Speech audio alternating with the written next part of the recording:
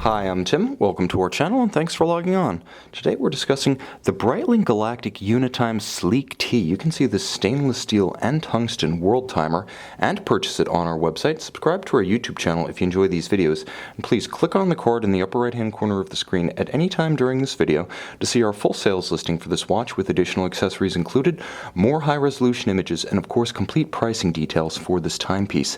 Now on my wrist, 6 1/3 inches, 16 centimeters in circumference, you can see that the watch has impressive stance, and it's not all that different from past editions of the Galactic Unitime that I've reviewed, but this one's distinct because of the combination of the black dial and the 5-link slash-cut pilot bracelet. I simply haven't featured the watch, so to get a sense of the feel and the look of the watch, let's talk about bare dimensions of the case, which are static across models. Now you can see that this one, 44 millimeters across the round of the case, does not include the onion-style crown or the crown guards. In terms of thickness, and you can see the impressive flare of that tungsten carbide bezel, the watch is 16 millimeters thick, and from lug to lug, it's a very broad 56 millimeters from extremity to extremity. Now that does expand a little bit when you count the effects of the bracelet, and this is why I review the watch separately on strap and bracelet. The bracelet flares out a little bit beyond the lugs, and you can see that to good effect here. Add that little outcropping on both sides, and 56 millimeters becomes 58.5 across the wrist. And yes, with the bracelet, this combination of steel and tungsten carbide is incredibly hefty. You will not forget you're wearing it. Now, the watch has a very substantial and very secure clamshell style clasp. You can see single fold deployment, all of high polish, very handsomely made. When closed, inspires confidence, nicely polished on the outside, Breitling wings atop the clamshell closure, all of high polish on all flanks of the 5-link. Now you'll note that the case also all of high polish. There is a plastic applique on the flanks. The original owner didn't remove it, so that's why it has a little bit of a muted appearance in the light of the light box. It should gleam like the rest of the bracelet and the rest of the case. Of course, I'll leave removal to the next owner.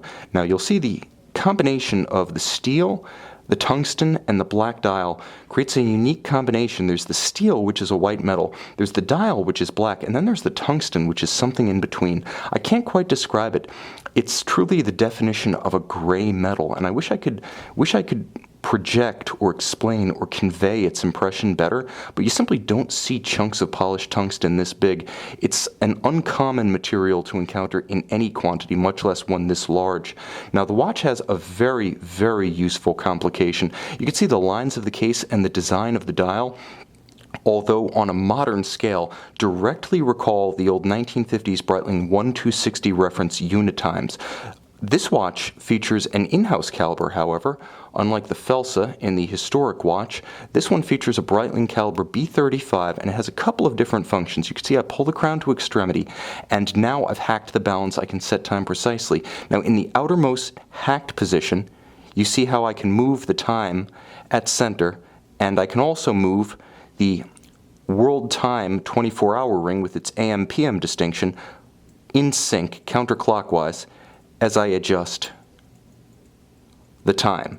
You'll also note that I have set my reference city, New York, at the index at 6 o'clock. So everything that I'm reading is relative to New York, all of the 24 principal time zones of the world, each one with a reference city to represent it. Now there's another position which is intermediate, and in the intermediate position, now I can change the hour while also changing my reference city. It allows me to jump time zones and reset my reference city without actually having to do the math. Everything moves in sync. You'll also note that the minute hand is not affected, nor is the seconds hand, as the balance continues to beat, so the watch continues to keep time, which is good because the caliber B35 with its 70-hour power reserve automatic winding is built entirely in-house by Breitling, and it's a very high-grade caliber, part of the B01 family that debuted in 2009.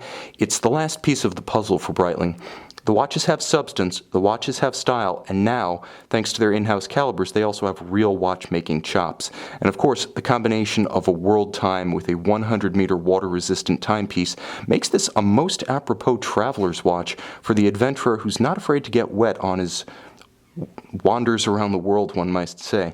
This is a watch you can just as easily wear with a suit or a bathing suit, and again, with 100-meter water resistance, you're set for everything but outright professional diving. Of course, there's a very discreet date at 3 o'clock, which blends in nicely and in fact is a little bit better integrated into the dial than on the white dialed version. This is a handsome watch. This is an impressive watch.